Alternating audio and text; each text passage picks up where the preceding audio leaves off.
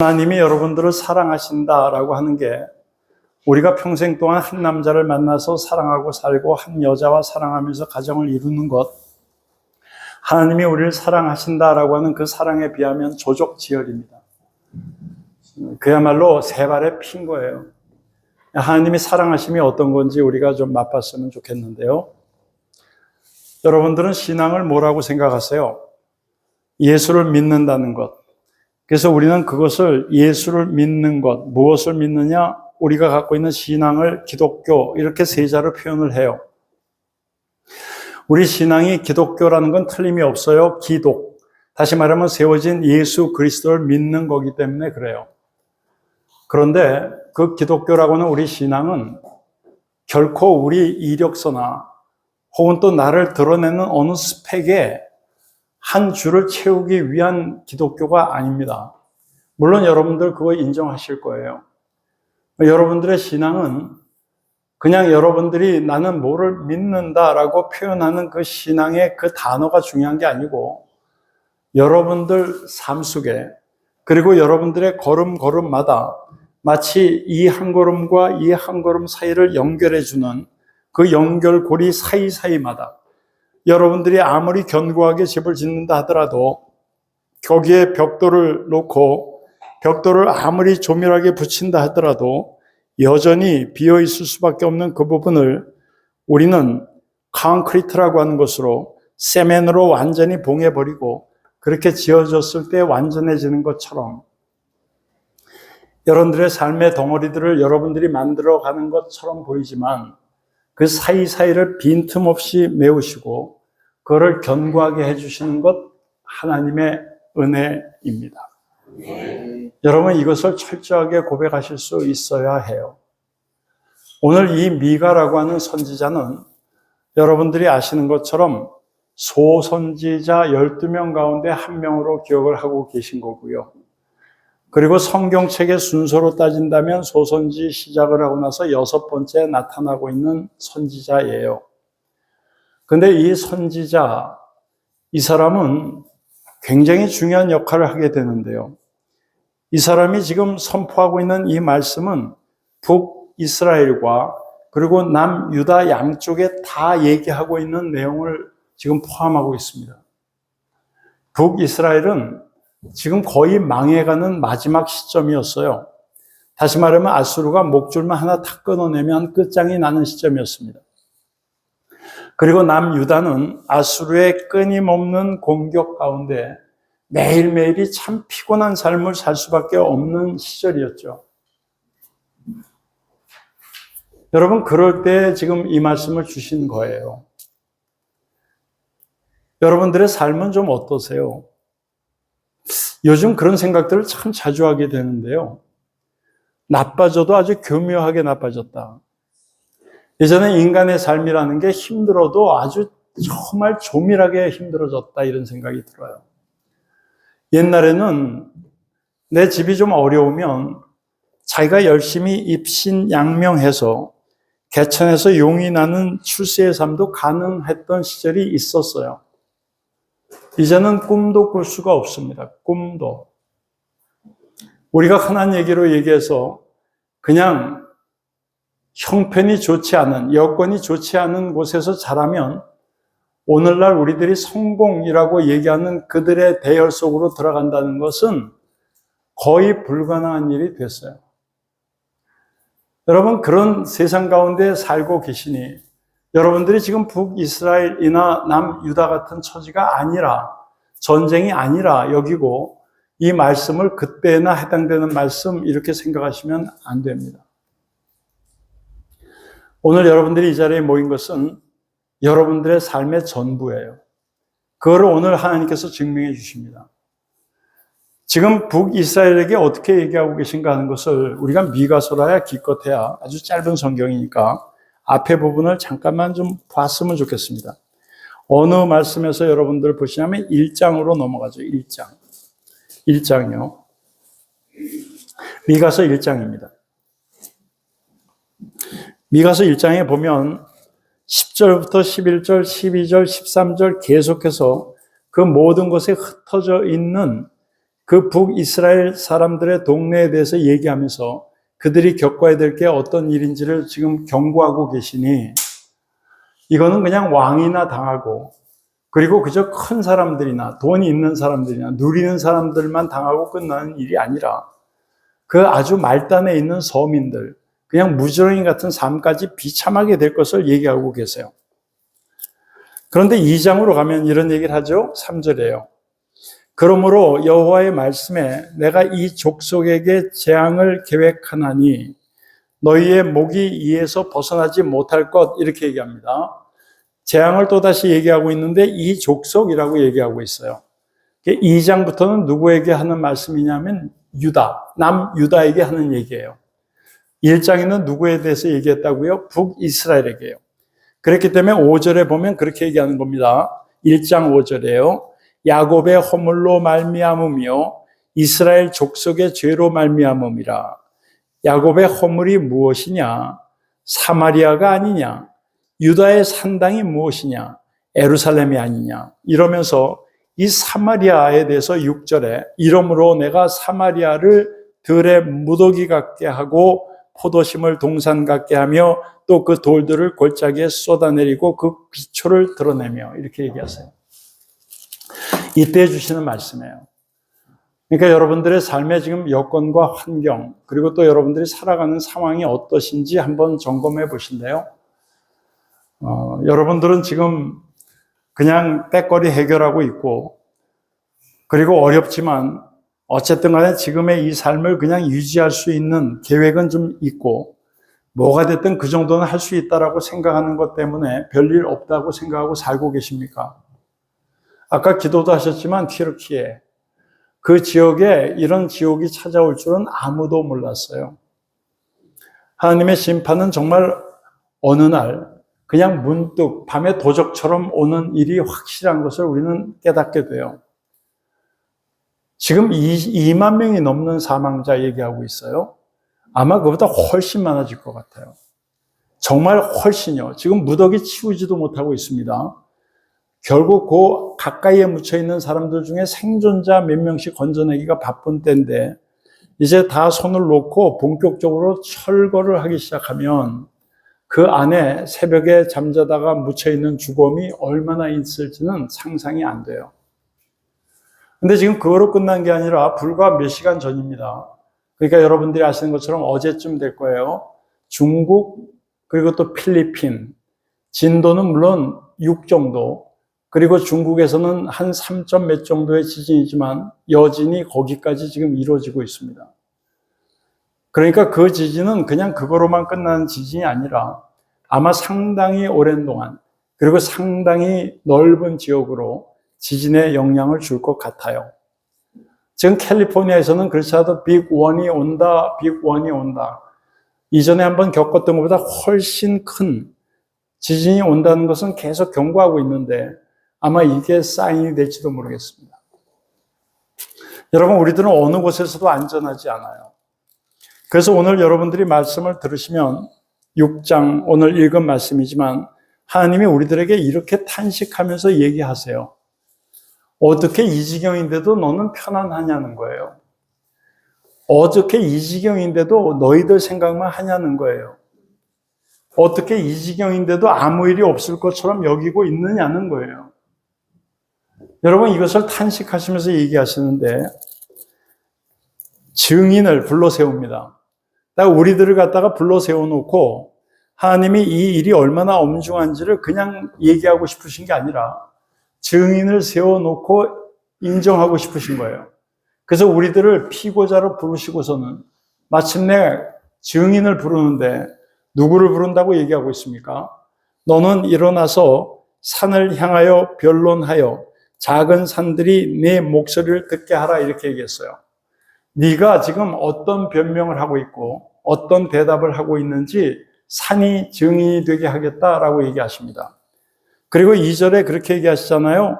너희들의 산들과 땅 중에서도 견고한 땅들, 토지예요. 견고한 토지들아, 이렇게 부르면서 너희는 여호와의 변론을 들으라, 이렇게 얘기합니다. 지금 북이스라엘이 됐든 아니면 남유다가 됐던, 하나님은 누구에게 절망적인 실망을 하고 계시냐면 세상 사람들 지금 동케어예요. 세상 사람들에 관해서는 지금도 그래요.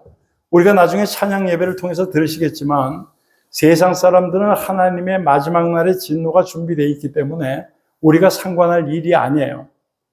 그런데 택한 백성이기 때문에 지금 이 얘기를 하시는데 너희들이 지금 한두 번이 아니에요. 오늘 이 미가가 얘기한 때가 주전으로 따지면 한 720년서부터 732년 그 정도의 사이의 일이라고 우리는 봐지는데요. 이때 전이라 할지라도 그들은 끊임없이 하나님 앞에 온전한 신앙을 지켜내질 못했어요. 어쩌면 그런지 여러분들이 가끔씩 성경을 깊이 들여다보시면서 줄 이어서 보시게 되면 야, 나라도 이렇게는 안 믿겠다 하실 정도예요. 여러분, 출애굽하고 나서 출애굽이 어떤 거예요? 설명하기가 힘들 정도로 그건 기적의 생환이었어요. 애굽이라는 나라에서 나온 사실은 오늘 그것 때문에 하나님은 우리들에게 말씀해 주고 계시잖아요. 두 가지 사건을 얘기하고 계신데 애굽에서 나오게 된 거는 그냥 해방됐다요? 천만에 이건 가능한 일이 아니에요. 오늘날처럼 얘기하는 그저 작은 나라 어느 곳에서 그냥 빠져나오게 하신 게 아니에요. 나온 민족의 숫자만 대충 우리가 어림잡아서 얘기하는 거지만 장정이 60만이라고 했으니 대체적으로 200만 정도는 되겠다라고 하는 것이 우리들의 추론이에요. 그런데 이 200만이나 되는 엄청난 인구가 언제요? 이 당시로 따지면 얼마나 큰 인지 몰라요. 지금도 서울이 2천만이 안 됩니다. 그 어마어마하다는 세계적인 도시가 말이에요. 그런데 200만이 나오는 이 상황이라면 거의 그거보다 훨씬 많은 비중의 숫자라고 볼 수 있는 거예요. 그런데 그 사람들이 어디에서 나온다고요? 애굽에서 나온다고요. 애굽이 그냥 자고 일어나 보니까 없어졌네. 아이고 어떡하냐, 뭐 할 수 없지. 이렇게 포기할 나라가 아닌 거예요. 이 제국은 당대에 가장 완벽한 애굽은 제국 중에 제국이었어요. 겁나는 나라인 거예요. 그리고 이 애굽은 덫이었어요. 덫. 어디에 가도 여기 영향력에서 벗어날 수 없을 만큼 강력한 덫 말이에요. 여기에서 꺼내시는 하나님이세요. 이 구원이 그런 구원이었어요. 여러분, 우리가 그냥 있다가 바로하고 앉아서 장기나 두면서 말이에요. 남북 회담하듯이 앉아서 그냥 서로 종이 하나 갖다 놓고 우리 이게 좋겠습니다, 저게 좋겠습니다. 두 사람이 앉아서 쑥삭거리다 결론 내는 게 아니라 바로하고 앉아서 하나님이 이건 내 백성이잖아. 얘네들이 여기 들어왔는 건 너희들 알고 있지. 이걸 따져가지고 그러니까 데리고 나갈게. 할 수 없이 눈물을 먹으면서 그러면 내가 보냅니다. 이런 게 아닌 거예요, 지금. 10가지의 재앙을 통해서 애굽을 완전히 무릎 꿇리셨어요. 총칼도 아니고요. 하나님이 동원하시는 그 자연 재앙을 통해서요. 그리고서 첫 것을 다 죽이시는 일을 통해서 마침내 그 가운데서 우리를 건져내신 거 아니에요. 여러분들이 오늘날 살고 있는 그 삶 가운데서 뭐를 의지하실 거예요, 도대체? 여러분들이 똑같은 그 구원의 은혜를 누리고 있는 우리들이라면 우리들은 여지없어요. 다른 것 아무 생각하실 거 없어요. 오직 예수 그리스도인 거예요. 이거로 구원인 거예요, 이거로. 근데 이거로 구원인 것이 그냥 우리가 영적으로 구원됐어요? 아멘이에요. 예, 그러니까 그날은 오겠습니다. 그러니까 그날 올 때까지 하여튼 열심히 살아봅시다가 아니고요. 오늘 우리의 삶의 현장 가운데서도 여전히 구원받은 백성이라고 하는 것을 분명히 보게 하신다 이 말씀이에요, 우리들에게. 오늘 이 말씀이 그걸 얘기하고 있어요. 계속해서 한번 보세요. 이렇게 허구한 날 분명하고도 움직일 수 없는, 저는 세상에 홍해는 그만두고라도요, 낙동강 갈라지게 하시고요. 낙동강을 걸어서 부산 지역으로 단 한 번만 제가 지나가고 나면 전 눈 뜨면서부터 눈 감을 때까지 찬양만 하고 살려면 그렇게 살 것 같아요. 근데 홍해를 건넜잖아요, 홍해를. 여러분, 그 홍해를 200만이 건넜어요. 혼자 건넌 것도 아니고. 그냥 건너게 하셨어요. 하나님의 그 디테일한 사랑은 건널 때 혹시 물만 갈라가지고 그 물 밑에 있던 진흙이 혹시 남아있어서 발 빠질까봐 바람을 불어서 마른 땅을 만들어 놓고 마른 땅을 걷게 하시는 거예요. 여러분, 하나님의 구원이 여러분들을 그냥 대충 그냥 건져내셔서 물속에서 나도 빠졌다가 그냥 어떻게 해서든지 건져내가지고 다 같이 죽을 뻔했다 야, 이렇게 구원이 아니에요. 그런데도 그걸 지나가고 나서도 3일 만에 불평했던 이들을 여러분들 아시잖아요. 3일 만에 마실 물이 없다고 불평을 해요. 난 이 정도는 되지 않을 것 같아요. 여러분이나 저는 그 정도는 아닐 것 같아요. 3일 됐는데 마실 물이 없다? 그러면 우리 모여서 기도합시다. 하나님께서 물을 준비하셨겠죠. 하고 기도를 할 것 같아요. 근데 이 백성들은 도대체 원망을 해요. 원망. 하나님이 아주 결정적인 때, 이제는 결국은 북이스라엘도 망할 거고요. 그리고 남유다도 아수르는 아니지만 바벨론에게 이제 망할 거예요. 그 뻔한 걸 아시면서도 이들을 증인으로 세우고 이들의 대답 듣는 걸 포기하셨어요. 이들의 대답은 틀릴 거기 때문에요. 그래서 그 증인으로 누굴 세웠다고요? 산과 땅을 세우시는 거예요. 두 가지 특성이 있잖아요. 이 산과 땅. 사람은 몇 세대를 거듭해서 이 세상을 살다가 떠나가도 여전히 그곳에 있는 것들이에요. 그래서 변함이 없고, 그리고 다른 말, 100년 전에 있었던 거를 거짓말로, 1000년 전에 있었던 걸 거짓말로 전하지 않을 대상을 지금 증인으로 세워놓고 우리들을 소환하신 거예요. 여러분들을 오늘 예배 가운데 불러내셨어요. 그리고선 물으시는 겁니다. 그 말씀이 이제 3절부터 4절인데요. 여러분 한번 보세요. 3절. 하나님의 이 안타까운 마음을 좀 보시겠습니까? 내 백성아, 내가 도대체 너한테 뭘 했니 도대체? 내가 뭘 잘못했느냐라고 묻는 겁니다, 지금. 그리고 무슨 일로 너를 내가 괴롭게 한 적이 있었느냐? 너는 그런 일이 있다면 나한테 한번 얘기 좀 해봐라. 여러분, 예수님의 이 소리 들리세요? 여러분들께 내가 도대체 너한테 뭘 했길래 너 지금 이렇게 하는 거야? 왜 이렇게 하고 있는데 너는 여전히 나를 향해서 계속해서 못을 박으려고 못과 망치를 들고서 달라드는 거야? 왜 내가 어떻게 했길래 너는 왜 이 자리에 서 있어야 하는 거야? 왜 이렇게 무너져 있어야 하는 거야? 도대체 말 좀 해봐. 뭘 잘못했니 내가? 이 얘기를 하시는데요. 재밌는 표현을 하세요. 그게 무슨 말씀이냐면 괴롭게 했다는 말인데요. 이걸 이렇게 읽으시면 이제 재미가 좀 있어요. 이 재미는 이 하나님이 이 얘기를 하실 때 이 애통함을 다 지워버리고 웃어봅시다 하는 뜻이 아닙니다. 무슨 일로 너를 헤레티카 하느냐? 내가 무슨 일로 너를 헤레티카 했는데? 이렇게 물으시는 거예요. 헤레티카라고 얘기하세요. 이 헤레티카라는 게 괴롭히다라는 뜻이에요. 그런데 그 다음에 뭐라고 얘기하세요? 그렇게 얘기하시고 나서 4절에요. 내가 너를 애굽 땅에서 헤이레티카 했잖아 라고 얘기하는 겁니다. 이게 참 재밌는 표현이죠. 그런데 이걸 그냥 재밌다라고만 보시면 안 돼요. 헤레티카, 내가 너를 언제 헤레티카 했어? 나는 애굽에서 너를 헤이레티카 한 하나님 아니냐? 이렇게 물어요. 이게 꼭 말장난하는 것 같죠? 근데 하나님이요, 우리들이 얼마나 이 감각적으로 하나님보다 훨씬 떨어져 있는지를 알고 계세요. 그래서 우리들에게 하나님의 뜻을 정확하게 시청각으로 보여주시는 일을 많이 합니다. 시청각? 그게 뭐가 시청각일까? 우리가 예전에 제가 대학교 막 입학하고서요. 저는 사실은 신문방송학과라는 데를 들어갈 생각이 없었어요. 아니, 들어갈 생각이 없는 게 아니라 그런 과가 있는지도 몰랐어요. 신문방송학과가 도대체 뭐 하는 데야? 방송국에 청소하는 애들 만드는 것도 아니고. 그 생각을 하고선 그거를 어떻게 우습지도 않게 그 과를 결정하고 들어갔거든요. 그랬더니 배우는 내용이 신문방송학이라고 해서는 안 되는 내용들을 배우더라고요. 그러니까 과 이름이 좀 잘못된 거예요, 거기는. 정말 참 저는 기뻤어요. 참 많은 걸 배우게 됐는데요. 여러분, 그때 제가 아주 신기하게 생각했던 과가 하나 있었어요. 그게 두 과가 있었는데, 하나는 제 친구가 들어갔던 서울대 과의 이름이에요. 저는 서울대에 그 친구가 술집에다 맡겼던 학생증 때문에 알게 됐어요. 이놈이 술을 같이 먹고서는요, 그때는 학생증을 받아줬어요, 술집 주인들이. 시계도 풀려면 받아줬지만. 이 학생증을 내놨는데 제가 이렇게 보니까 서울대학교라고 썼는데요. 학과, 그래 놓고 그 옆에 쓰여진 것은 동문학과였어요, 동문학과. 그래서 제가, 야, 너 동문학이냐? 그리고 제가 물어봤어요.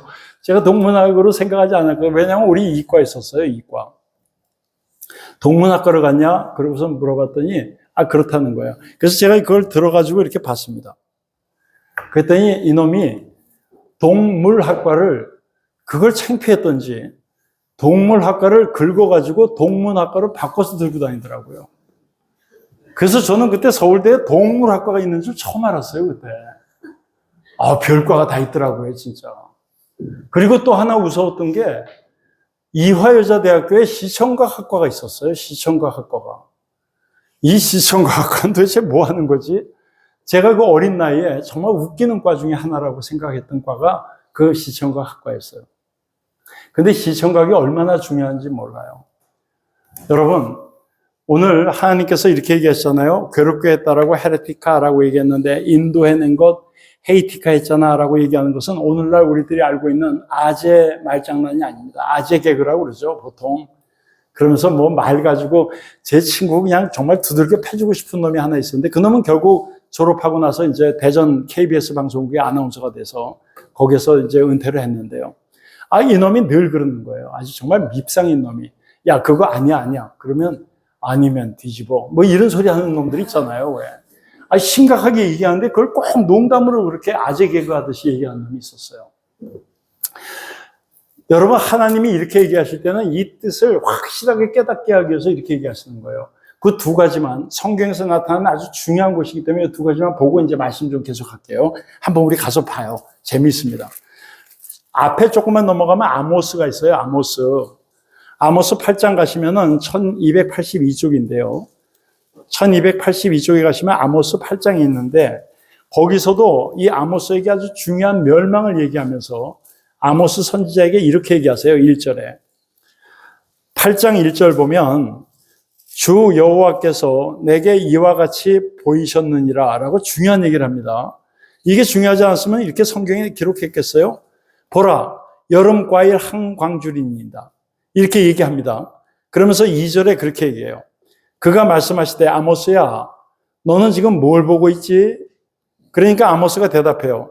내가 이르되 여름 과일 한 광줄입니다 라고 대답하니까 여호와께서 그 아모스에게 이렇게 대답하세요. 내 백성 이스라엘은 끝났다 이제. 이렇게 얘기하시는 거예요. 이게 지금 무슨 선문선답이에요. 그런데 여러분들이 이걸 아시면 참 재밌는 거예요. 아모스야, 내가 뭘 보느냐? 그러자 아모스가 대답합니다. 예, 제가 카이츠가 담긴 광줄입니다. 이렇게 얘기해요. 카이츠가 여름 과일이에요, 여름 과일. 여름 과일은 과일의 거의 끝맺음이라고 보는 거예요. 그래서 똑같이 그 뜻을 이어서 얘기하잖아요. 여호와께서 내게 이르시되 내 백성아, 이스라엘은 이제 케이츠야 라고 얘기하면서 이스라엘은 끝났어, 이 얘기하는 거예요. 여러분, 이 끝이라는 게 얼마나 확실한지를, 여름 과일, 이제 과일의 정수들 나올 걸 다 담아서 마지막에 그 과일들을 따서 광줄에 담겨있는 그 상태, 이제는 시들어가고 이제는 말라갈 것만 남아있는 그 상태를 이렇게 얘기하셨어요. 그러니까 그게 보다 더 분명하게 가슴속에 오죠. 한 군데만 더 볼게요. 여러분, 이사야를 보시면 아주 유명한 말씀이에요. 이사야 4장으로 가시면 973쪽에 기록된 말씀인데요. 이사야 5장 973쪽이요. 973쪽으로 넘기시면 이사야 5장이 있는데, 이 이사야 5장은 왜 중요하냐면 구약 성경에서 포도원에 대한 노래로 아주 유명한 말씀이기 때문에 그래요. 여러분들이 이미 아주 잘 알고 계시고, 그리고 이 말씀은 신약에서도 인용이 되고 있기 때문에 잘 아실 거예요. 그런데 5장 7절에 이렇게 얘기하십니다. 이거는 아예 그냥 설명하지 않고 그냥 하나님의 말씀하심으로 그냥 기록된 대로 우리가 이렇게 읽으면 좋겠어요. 7절. 무릇 만군의 여호와의 포도원은 이스라엘의 족속입니다. 그가 기뻐하시는 나무는 유다 사람들이죠. 그들에게 하나님은 미시 파트를 발았는데 그들은 미스 파트를 하고 있고요. 그들에게 제다카를 바라셨는데 그들은 제다카를 하고 있었습니다. 이 얘기를 하는 거예요. 이거 아재 말개그 같죠? 말장난처럼. 그런데 그 얘기를 그렇게 하시는 거예요. 하나님은 정의를 원했는데 너희들은 눈에 보이는 포악, 서로 죽이고 때려잡고 하는 짓을 하고 있어. 그리고 나는 너희들에게 공의를 바랬는데 그 불공평이 다 깨져서 온통 억울함에 부르짖음 호소만 남아있다. 이 얘기를 하시면서도 그 언어의 유희처럼 보여지는 이걸 갖다가 워드 플레이라고 얘기는 하지만 그 얘기를 지금 사용하고 계세요. 이거는 지금 하나님의 뜻은 이건데 너희들은 전혀 반대로 가고 있는 거야 라고 하는 것을 얘기할 때 이런 표현들을 가끔씩 하나님은 쓰시는데 오늘 말씀이 그러합니다. 내가 너희들을 이렇게 되도록 망가지도록 뭘 괴롭게 한 일이 있니? 나는 오히려 너희들을 인도했어 라고 얘기하면서 완전히 그 판을 바꾸는 얘기를 하고 계신 거예요. 그러면서 종노릇하는 집에서 속량했고 그렇게 설명하는 4절 5절 말씀에 두 가지를 얘기하고 있어요. 그러니까 여러분들이 이 두 절은 왜 중요하냐면 첫 번째는 하나님께서 여러분들을 구원하시며요. 그걸 애굽 땅에서 인도해냈다는 말로 얘기하고 있어요. 이 구원이 어떤 구원인지 말씀드린 거예요. 애굽이라는 나라는 그냥 나갈게 그러면 그래 가도록 해. 너희들이 우리나라에서 한 400년 동안 고생하고 살았다. 아무튼 간에 한 200여 년 정도는 요셉이라는 사람 때문에 우리나라가 화평을 누렸으니 참 고마웠어. 이런 상황이 아니에요. 애굽이라는 나라는 요셉을 모르는 왕이 들어서면서부터는 완전히 판도가 바뀌어버린 상황이거든요. 그래서 그냥 거의 덫이 돼버렸고 덫이면서도 강력한 덫이요. 제국인 이 애굽에서 건져내셨어요. 하나님께서 뭐로 건지셨다고요? 지팡이 하나로요. 지팡이 하나. 그런 능력의 하나님이세요. 그리고선 두 번째 얘기하시잖아요. 모세와 아론과 미디암을 내 앞에서 보냈느니라. 두 번째 이 얘기까지 하세요. 하나님은 여러분들을 구원하시고 이젠 됐지. 자, 지금부터 구원받은 백성들은 펜티파람의 집합, 지금부터 마크 온, 스탠 온 요 마크 이런 얘기를 하지만 마크 온 해라. 이 자리에서 요이 땅 그래서 누가 천국까지 빨리 그래가지고 빨리 도착하는 자 상 준다. 이런 구원이 아니잖아요. 여러분 구원하시고 나서 구원한 백성들을 세워놓고 로마서 8장에 얘기하는 것처럼 우리들을 구원하시고 의롭다 하시고 영화롭게 하시느니라. 그 단계가 아직도 남아있는 거예요. 하나님은 이 땅에서 그 일을 열심히 감당하고 계신 거예요. 그리고 그 열심을 감당하는 일에 여러분들이 진심으로 좀 동참해 주기를 간절히 소망하시는 거예요. 간절히. 우리가 하나님 앞에 은혜를 입었기 때문에 하나님을 예배해요? 아니요. 여러분, 우리가 하나님 앞에 은혜를 입었으니까 그 은혜 입음으로 하나님 자녀답게 사는 게 아니라 이미 하나님의 자녀답게 살기 위해서 은혜를 입었기 때문에 은혜 받은 자에 합당하게 사는 거예요. 완전히 다른 얘기예요, 여러분. 여러분들이 그렇게 살아내는 일이 그 다음에 이루어지는 그 다음에 문제가 아니라 이미 그렇게 되었으니까 여러분들은 거기에 합당하게 사셔야 돼요, 지금. 이게 여러분 제가 이렇게 너덜너덜한 성경을 들고 여러분들도 들고 있는 성경, 그래서 우리가 이 들고 있지 않은 성경을 들고 있지 않은 사람이 훨씬 많은 이 세상에서 이걸 들고 말씀드리니까 아직도 긴가민가 하세요? 모세와 아론과 미리암을 준비했다고 그러잖아요. 모세는 누구예요? 리더면서도요. 이 사람은 사실은 우리들의 이 군중 무리들의 왕이나 같은 사람이에요. 그리고 아론은 누구예요? 제사장이에요. 여러분 미디암은 누구예요? 미디암이라는 여자는 여자긴 하지만 선지자인 거예요.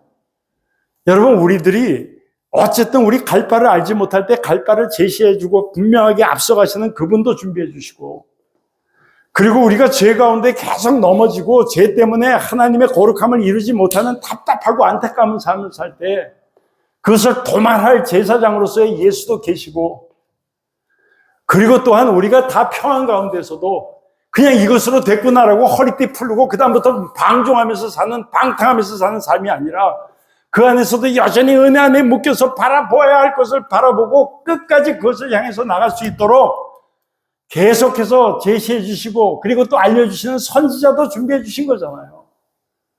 우리가 왕 대신 예수, 제사장이신 예수, 선지자이신 예수를 왜 우리가 고백하는 거예요?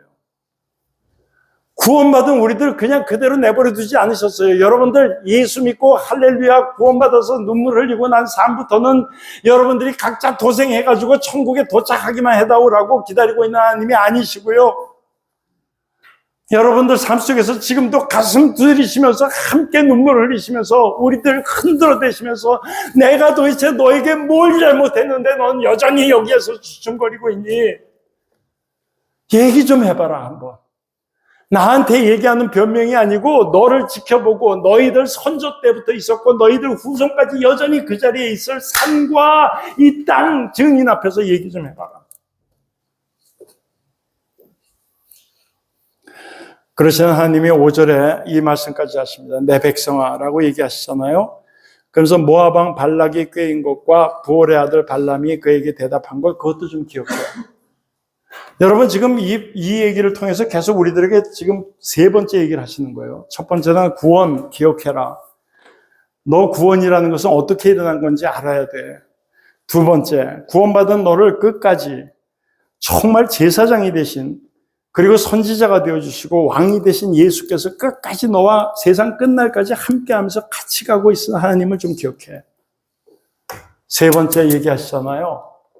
여러분 하나님은요, 여러분들이 올가매진 그 환경 가운데서 그거 하나 여러분들의 족쇄를 풀어내시고 여러분들이 찌들어 있는 삶에서 하나님이 여러분들을 광나게 그곳에서 뽑아내시는 그 일뿐이 아니고 여러분들이 깨닫지도 못하고 있는 일이에요.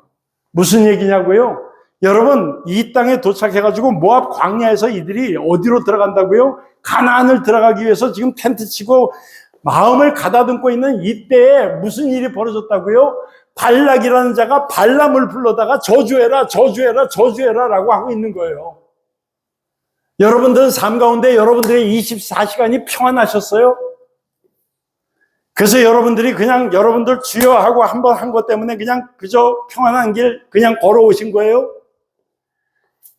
여러분 튀르키예 같은 지진 같은 단번에 2만 3만이든 삼켜버릴 재앙이 여러분들 옆에까지 왔었어요. 여러분들 단번에 그냥 아무것도 할 수 없는 무능한 자로, 아니 여러분들을 홀라당 벗겨서 빨가벗고 이 추위 속에 발발 떠는 자로 만들 수 있는 그 악한 세력들이 여러분들 뒤에 바로 여러분들 뒤까지 왔었어요. 입을 버리고. 그걸 막아주시는 하나님이세요. 여러분 그거를 하나님이 그 백성들은 정신없어서 그러고 있는데 그 모사를 하고 있는 그 발람이 타고 있는 당나귀까지 바꾸시면서까지도 말하게 하심으로 하나님이 그것만큼은 절대 저주하지 못하게 막아내시는 하나님이세요. 하나님이 여러분들을 그렇게 지켜주고 계세요. 여러분들 잠자다가 그냥 이 잠에 심장 끝나가지고 스탑이 돼서 그 다음날 아침에 일어서지 못하는 사람들이 널리고 널렸어요. 그런데 여러분들이 아침에 일어난 거 아이고 지겨워라 오늘도 진짜 할 일은 많고 이러고 일어나세요? 여러분들 집어삼키게 한 사망이 여러분 베개 옆에까지 왔던 걸 주님이 막아내셔서 그 아침에 다시 일어나게 하신 거예요. 그 하루를 기쁨으로 여러분들이 일어나셔야 하고 그 삶을 여러분들이 20대, 30대니까 아직도 살아서 일어난다고 생각하지 마세요. 10살에 아니 태어나지도 못하고 죽은 아이들이 엄청나게 많은 세상처럼 여러분들은 젊기 때문에 앞으로 살 날이 많은 것 보장할 수 없는 사람들이에요. 여러분 그렇게 얘기하시면서 이 얘기하십니다. 제발 시딤부터 길갈까지를 좀 기억했으면 좋겠어. 이 일을 종합해서 얘기하시는 거예요. 시딤에서 무슨 일이 벌어졌어요? 결국은 그 끊임없이 하나님이 저주를 막으셨는데도 불구하고 저주라고 하는 더 큰 영적인 불행을 하나님이 막아주셨음에도 불구하고 그들 삶 가운데 찾아와서 그냥 꼬리치는 그 미디안 여자 앞에서 무너져 버리잖아요. 시딤에서. 여러분 왜 그렇게 되는 거예요 도대체? 하나님은 현재적 삶의 고리가 되어 있는 그곳으로부터 건져내셔요. 능력으로 건져내세요. 말도 아닌 힘, 우리가 상상할 수 없는 능력으로 건져내시고 함께 하시는데도 불구하고 그리고 우리가 감당 못할 영적인 도전들을 다 완벽하게 차단시키시고 다 이겨내게 하고 계심에도 불구하고 어쩌자고 삶 가운데 그 하찮은 눈에 하나 보여지는 문제 때문에 그냥 무너지고 마느냐 말이에요. 하나님 손 터셨으면 딱 좋았을 뻔했어요. 아이고 됐다 야. 지금 내가 40년 너희들을 데리고 오면서도 너무너무 피곤해서 너희들이 출애굽할 때 그때 20세 넘은 사람들을 다 광야에서 죽이고 이 자리까지 온 걸 너희들 기억도 못하냐. 이제 끝이다 나도. 라고 하셨으면 참 좋겠는데 그리고 하신 일은 뭐였어요? 그럼요. 이 정말 돌아설 길이 없는 이 자들을 데리고 어디다가 담궈 놓으시는 거예요? 요단강에다 담그시는 거예요. 요단강에 담궈서 흔들어서 요단강에서 씻어내시는 거예요. 정결케 하시는 거예요. 그리고서 마침내 요단을 건너서는 어떻게 만드시는 거예요? 길갈이라는 곳에 첫 번째 딱 발을 디디면서 12돌을 세우면서 하나님이 우리가 패역하고 우리가 죄인이며 우리가 하나님 앞에 못질했음에도 불구하고 끝까지 참으시고 마침내 약속을 이뤄내시는 하나님 감사합니다 라고 했던 자리가 길갈이에요. 그걸 좀 기억하라고 우리들에게 말씀하시고 계세요. 여러분, 다시 한번 여러분들이 왜 예수를 믿어야 하냐고요? 제가 저 같은 인간이 구차하게 여러분들께 이거 사정 드리고 싶은 얘기가 아니에요. 여러분, 예수를 믿으면서 그렇게 사시면 안 됩니다 라고 하는 얘기를 지금 70 가까워지는 나이니까 그 젊은 세대 조금이라도 좀 젊은 사람들에게 좀 이렇게 살면 더 좋다라고 제가 말씀드리는 게 아니에요. 하나님이 요구하시는 거예요. 하나님이 요구하세요. 여러분, 이 말을 정말 여러분들과 달라도 조금도 다름이 없고 어쩌면 여러분보다 못해도 못한 부분이 더 많은 제 얘기라고 여기시면 끝장나시는 거예요. 하나님 말씀으로 여기세요. 이때만이 아니라 미가에게 하신 말씀이 아니라 오늘 우리들에게 들려주시는 말씀이에요. 그러시면서 그렇게 하면 나 여호와가 공의롭게 행한 일을 이제 알게 될 거야 이렇게 얘기하셨어요. 그랬더니 6, 7절 우리가 이거 찬양도 불러요. 이 규절에 대한 찬양도 있어요. 그러니까 우리가 착각하는 게 뭐예요? 그렇습니다 하나님. 아이고 그 말씀 들으니까 내가 잘못했네요. 그러니 하나님 우리가 뭘 갖고 나가면 하나님 기뻐하시겠습니까 이제는? 이렇게 되는 내용이 아니에요 여러분. 이 7절 8절은 아직도 정신 못 차리는 우리들의 고백인 거예요. 아직도 정신 못 차리는 하나님이 이렇게 눈물을 흘리는 것 같은 정말 안타까운 마음으로 말씀하고 계신데 그래서 그걸 기억하고 다시 회복돼야 된다라고 얘기하고 계신데 아이고 그러면 뭐를 드리면 무엇을 드리면 우리가 회복할 수 있습니까? 있다고 소리하는 거예요. 그러니까 하나님이 이 고백을 들으나 마나지만 6, 7절 말씀을 드리겠는데요. 이 고백을 듣자마자 딱 못을 박아서 백성이라는 소리를 싹 빼버리고 사람아라고 부르시잖아요. 다시 말하면 본질로 돌아가서 얘기해요. 그러면서 부탁하시는 말이에요. 너희들 기억해. 너희들 나한테 무엇을 드릴까 하는 삶이 아니라 내 앞에서 어떻게 살아야 할까를 생각해야 되는 거야. 라고 요구하고 계시는 거예요. 여러분, 우리들이 오늘 고백한 내용을 한번 볼까요? 무엇을 가지고 여호와 앞에 나가며 높으신 하나님께 경배할까? 이 얼마나 아주 거룩한 고백 같아요. 그러면서 그 고백하는 게 3가지를 고백합니다. 첫 번째, 번제물로 1년 된 송아지. 이거는 여러분들이 아시는 것처럼 속죄제, 속건제 아주 중요한 제사들마다 아주 규정을 하셨어요. 1년이 채 되지 않은 그 숫송아지를 잡아서 하나님께 드리라고요. 이건 우리들의 아주 가장 거룩하고 가장 진지한, 다시 말해서 우리의 가장 정결한 부분을 드리는 거예요. 이 고백을 하죠. 두 번째는 어떤 고백도 하는 거예요. 천천만만이라는 얘기를 하는데요. 천천의 순양이나 만만의 강물처럼 흘러가는 기름이요. 이 기름은 물론 참기름 아니에요. 올리브 기름이에요. 여러분 이 정도 되면은 진짜로 천천 강같이 흐르는 기름 얘기하는 게 아니라 내가 있는 만큼 양으로 최선을 다해서 라고 하는 얘기를 하는 거예요. 오늘날 우리 헌금으로 얘기할까요? 예, 하나님, 제가요 아주 깨끗하고 빳빳한 돈으로 하나님 헌금합니다. 지저분하고 그냥 쭈그러진 돈 아니고요. 두 번째, 이왕 드리는 거 내가 넘치게 합니다. 사실은 아무리 계산해봐도 49만 2,800원으로 끝나는 거거든요. 근데 까짓 거 55만 원 드리겠습니다. 아니 천천만만이니까 그보다는 더 되겠죠. 세 번째, 내 허물을 위해서 내 맏아들을 내 영혼의 죄로 말미암아 내 몸의 자식들을, 맏아들은 하나님께 드리는 거 허물 때문에 드려야 된다는 거 가슴이 아프지만 까짓 거 하나 털고 나면 그 다음에 차자를 시켜서 장자로 삼으면 되는 거고 또 부족하면 애 더 낳으면 되는 거지라고 할 수도 있어서 죄 때문에는 내 몸으로 난 자식들을 몽땅 다 드릴까요? 라고 얘기합니다.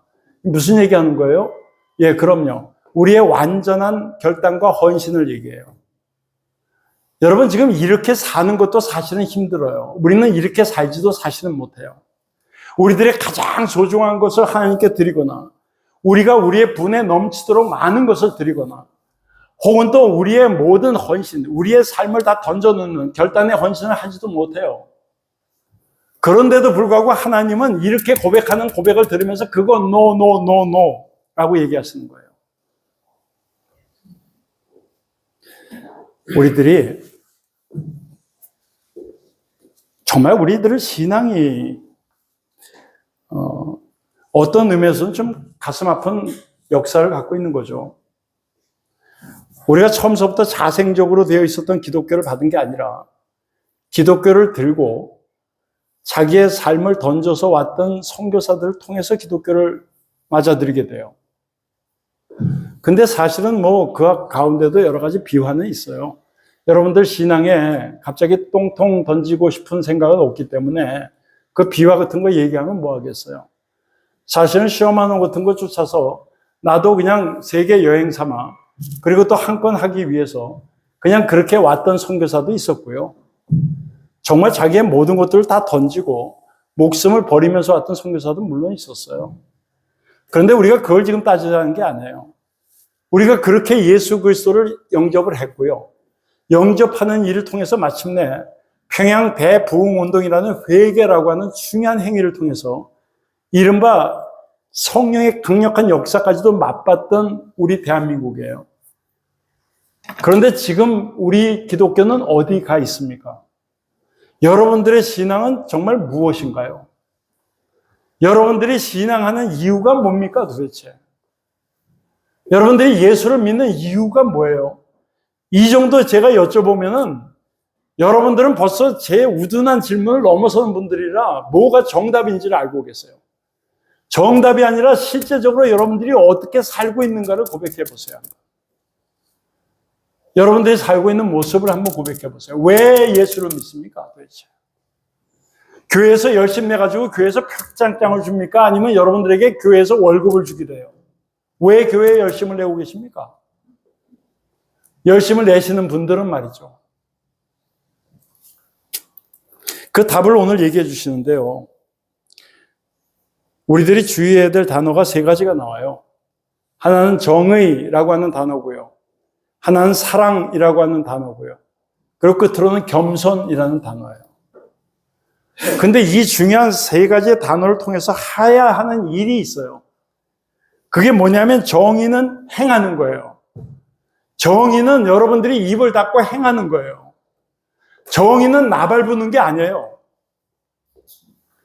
오늘날 이 일 때문에 9절, 10절, 11절, 12절 얘기를 이제 하고 계신데요. 이게 오늘날 우리들의 삶인데 우리가 두 가지만 한번 나눠서 얘기를 할게요. 하나는 여러분들이 누구나 다 하나씩은 갖고 있는 크레딧 카드, 그리고 여러분들이 누구나 다 하나쯤은 갖고 있는 은행 통장이에요. 제가 통장하고 크레딧 카드는 누구나 다 갖고 계시기 때문에 제가 이걸 토대로 하는 우리 비즈니스를 뭐라고 하냐면 금융업이라고 얘기하잖아요. 금융업에 대해서 얘기를 좀 드리려고 그래요. 무슨 설교 시간에 무슨 또 딴소리 하느냐라고 생각하실 분이 있으실지 모르겠는데요. 제가 금융업에 딴 얘기 하는 게 아닙니다. 이자율이 어디가 높고 어떻게 돼서 어떻게 신용 창조가 어떻고 이런 얘기 하려고 그러는 게 아니에요. 지금 금융업이 딱 하나, 핵심적으로 금융업이 하나 희망하고 소망하는 게 있어요. 어느 금융업이나 여러분들에게 어떤 여자분들을 통해서 카드 하나 만드세요. 혜택도 좋고요. 포인트도 많아요. 라고 하는 카드를 갖고 계신지 몰라도 그 사람은 그렇게 얘기했더라도 이 금융업의 수장들이요. 그 금융업의 머리들은 앉아서 뭐 하나만 생각하는 줄 아세요? 여러분들을 뭐로 만드는 거예요? 빚쟁이. 여러분들을 가급적이면 평생 헤어나오지 못하는 평생 빚쟁이로 만드는 게 금융업의 소원이에요. 금융업은 여러분들을 자유케 해주고 여러분들이 무슨 기회가 있을 때 그걸 할 수 있도록 돕는 역할을 하는 게 아니에요. 여러분들을 어떻게 해서든지 빚쟁이로 만들어서 그냥 가만히 앉아도 여러분들을 그냥 착취해서 뽑아내는 이자만으로도 배불리 사는 그 업을 만드는 게 그들의 궁극적 목표예요. 그러니까 여러분들이 자유주의 이런 시스템에서 긍음의 업이라고 하는 그 역할이 꽤 큰 건 알고 있지만 그게 얼마나 위험한 건지도 같이 아셨으면 좋겠어요. 두 번째 말씀드리고 싶은 거는 그냥 모든 관계, 우리가 그냥 신앙의 관계, 사랑의 관계, 이런 관계가 아닌다면은 오직 하나입니다. 이익 관계예요. 이 이익 관계를 대표하는 게 우리가 흔히 얘기하는 갑질한다는 을과 갑의 관계예요. 이거는 우리들이 얘기할 때 익숙한 우리나라 안에서는 그걸 갖다가 고용주, 피고용주, 사용인, 피사용인으로 우리는 얘기를 해요. 여러분, 이 관계는 어떤 관계입니까?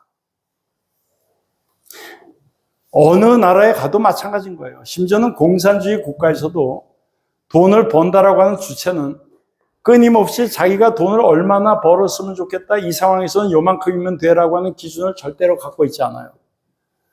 끝없이 벌어야 하고 번 거보다 더 벌어야 하는 거예요. 그게 목적이에요. 그러므로 피사용인들은 언제나 고달파요. 여러분, 이것으로부터 단호하게 어느 정도 선에서 끊어내고 그리고 나머지는 언제나 환원. 여러분들이 수고했습니다. 우리가 연초에 이렇게 세웠던 목적보다도 10억을 더 벌었어요. 그러므로 10억 더 번 거는 여러분들의 노력이고 수고입니다라고 10억을 돌려주는 기업인이 있으면 나와보라고 그래요. 왜 제가 이 말씀을 드리냐면 하나님을 믿는 하나님의 나라 법은 그렇게 해야 되기 때문이에요. 그런데 그렇게 하는 기업인은 존재하지 않아요. 그래서 오늘 얘기하는 걸 두 가지로 설명하면서 9절, 10절, 11절, 12절이 얘기하잖아요. 10절에 그 예를 드는 게 두 가지가 나오죠. 불의한 재물, 그리고 가증한 에바가 있다라고 얘기하는 거예요. 에바는 여러분들이 아시는 것처럼 무슨 곡식이나 밀가루를 되는 대박입니다. 대박. 근데 여러분들이 아시잖아요. 우리나라에는 없어요? 우리나라에 진짜 많았죠, 옛날에. 아줌마, 얼른 뭐 쌀 한 대박 알았어. 그래서 조금 더 줄게. 그리고 위에다가 확 버요. 그래서 다 분만큼은 주지 않습니다. 그 망대기 같은 걸로 쭉 밀어요. 그러면 싹 깎아내냐면 그렇진 않아요. 한 반 정도만 깎아내고 반은 요만큼 붙여서 줍니다, 그래도. 요만큼 올려서 주는 거라고요. 그걸 자랑하느라고요. 그런데 중요한 건 대빵 밑이 적어도 2cm가 올라와 있더라는 거예요.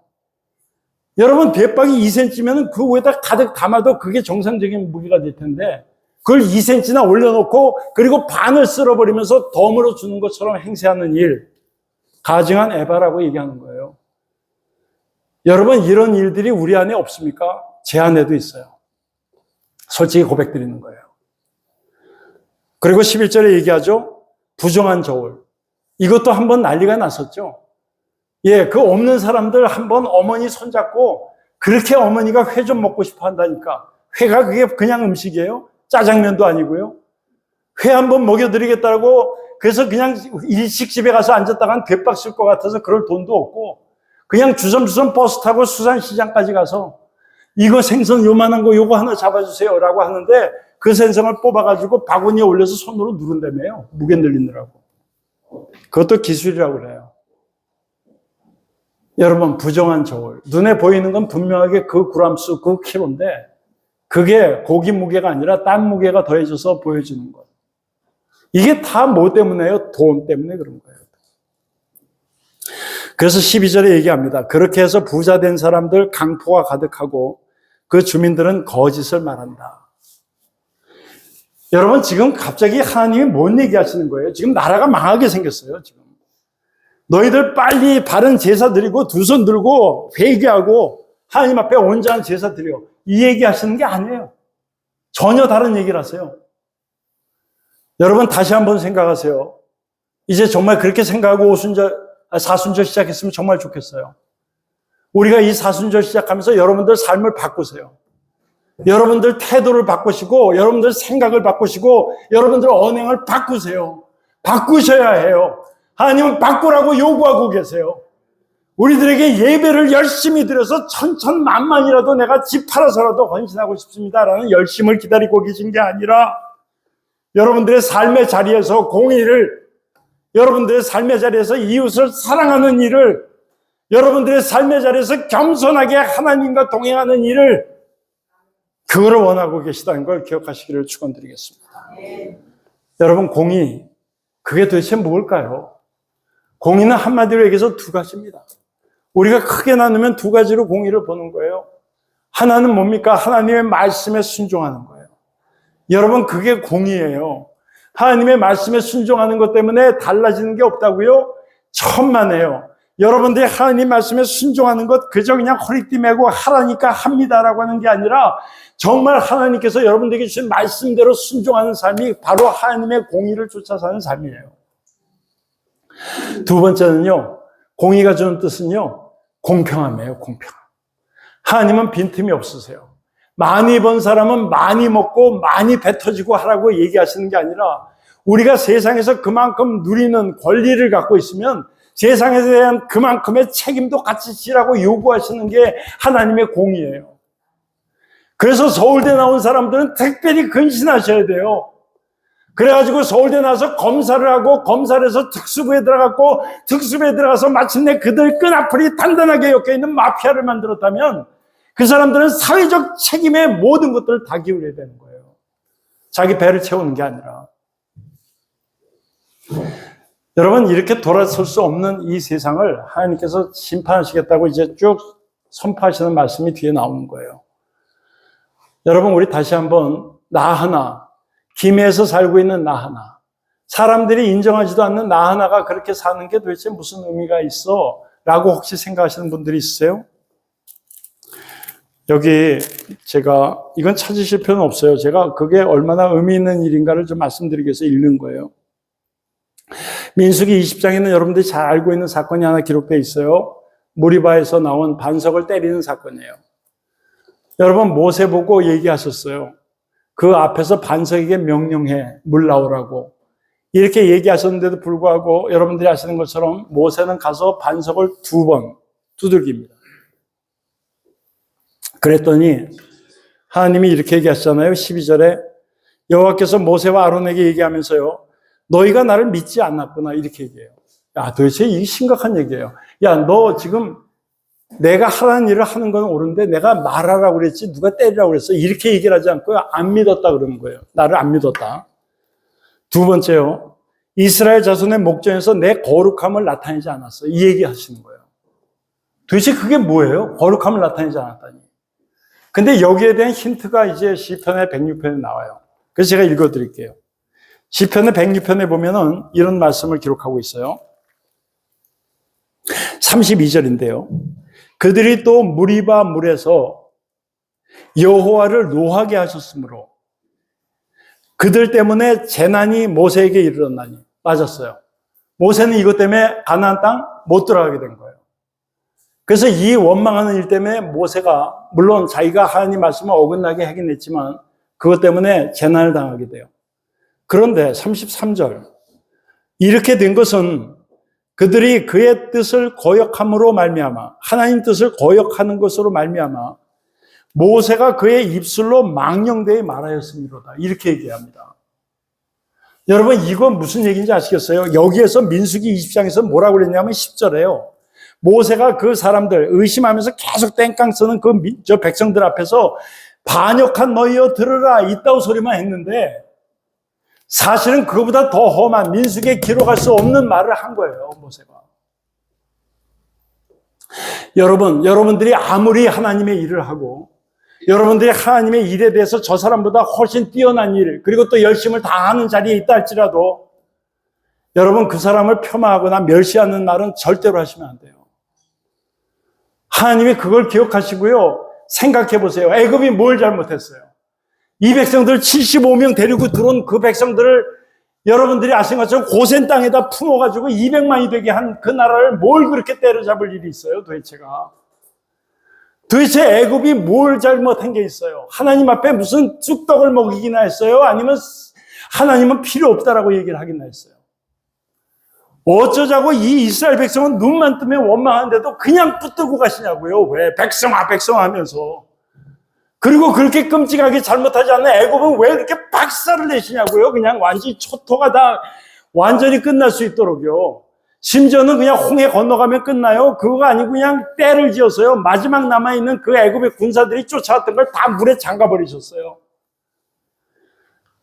실제적으로 애굽의 역사를 보면 람세스 그때 급격하게 애굽이 기울기 시작했다라고 기록되어 있으니 그 정예 군대가 몽땅 다 물에서 수장됐던 것은 사실이었던 것 같아요. 아니, 사실이었어요.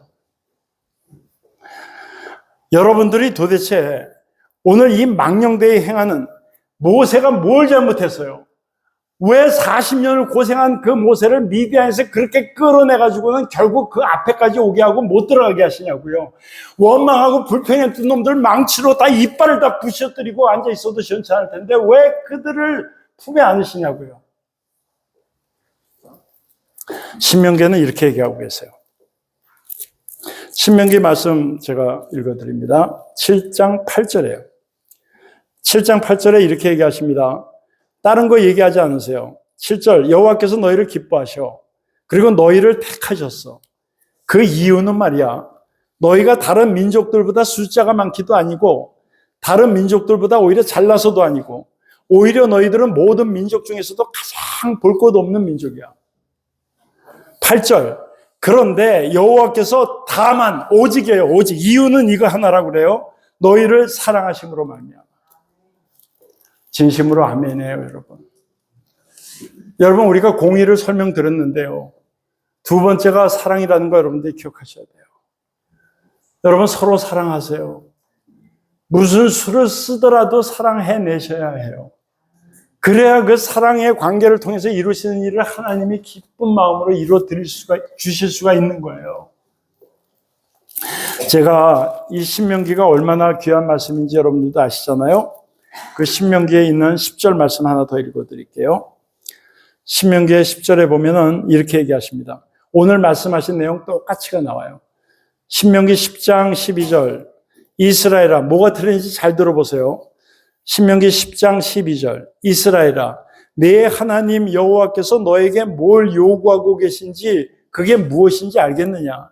그것은 말이야, 내 하나님 여호와를 경외하여 그의 모든 도를 행하고, 첫 번째요, 그를 사랑하며, 두 번째요, 마음을 다하고 뜻을 다하여 내 하나님 여호와를 섬기는 것이니라. 똑같은 얘기인 거 아시겠죠? 공이 어렵다고 생각하지 마세요. 하나님 말씀에 순종하는 거예요. 사랑하는 것, 그리고 세 번째 겸손하는 것. 겸손이 뭐냐고요? 다른 것 없어요. 마음과 뜻을 다해서 여호와 하나님을 섬기는 거예요. 겸손은 여러분들이 낮아지는 거예요. 겸손은 여러분들이 다 내어드리는 거예요. 여러분, 이런 삶을 살지 않으면 여러분들이 아무리, 정말 여러분들이 쟤 왜 저래 요새 정신 빠진 거 아니야 라고 할 만큼 헌금을 하실지라도 여러분들이 이렇게 살지 아니하면 쟤 왜 저래 라고 여길 만큼 여러분들의 창고문을 다 열고 우리 형제라고 불러지는 사람들에게 배 터지게 먹이고 그들에게 채워줄지라도 하나님께서 원하시는 건 그게 아니라는 걸 기억하셔야 돼요. 여러분, 말을 바꿔서 절대로 함께 하고 있는, 하나님이 함께 맺어준 부부 사이에 서로 상처 주는 삶 살지 마세요. 구원받은 여러분들이라면. 여러분, 그 사람을 폄하하는 얘기 하지도 마세요. 하나님께 정말 두드려 맞지 않으시려면. 여러분, 우리 삶 속에서 여러분들의 기업을 하고 있는 분이 있다면 내 욕심이 채워질 때까지요, 그 위장 하나는 제가 잘나봐서도 알지만 그 위장은 기가 막힌 위장이라 수천 배가 더 들어와도 그걸 소화시키려고 몸부림치는 위장이에요. 위장 따라 사시면 죽어요, 여러분들은. 절제하셔야 돼요. 배부를만 할 때 멈추셔야 하는 거예요. 배가 좀 찼다 할 때 그 다음에 스탑하셔야 되는 거예요.